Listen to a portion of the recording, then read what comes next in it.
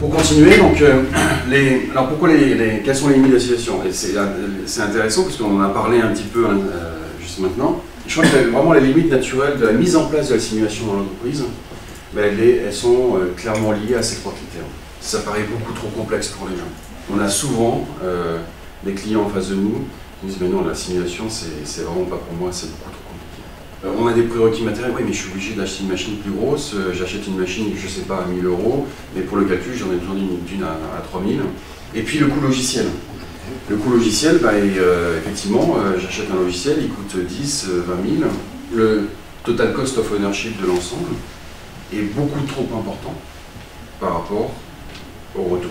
On peut se dire que si on enlève ça, si on réduit de manière importante cet aspect-là, et si la simplicité d'utilisation est là, ces gens-là, ils auraient peut-être été plus loin. Donc la stratégie d'Autodesk autour de la simulation 360, Autodesk a racheté un certain nombre de solutions qui représentent un total de 500 millions de dollars d'investissement et qui permet d'avoir un portfolio, une offre produit qui est réellement conséquente. Et ces solutions-là permettent de répondre à toutes ces questions-là. Est-ce que ma pièce va casser? Est-ce que ma structure est assez résistante? Comment les pièces interagissent entre elles? Quelles sont les évolutions de mouvement au cours du temps? Puis-je rendre une pièce plus légère?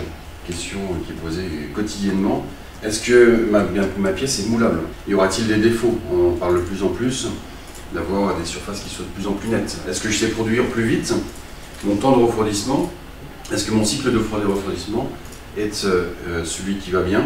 Que se passe-t-il quand ça tombe? Quand cassera-t-elle? Et que se passe-t-il en cas de changement de température? Quel est le comportement sous pression? Après, il y a des effets combinés entre la thermique, la mécanique, les écoulements et autres. Donc on pense répondre à tout ça.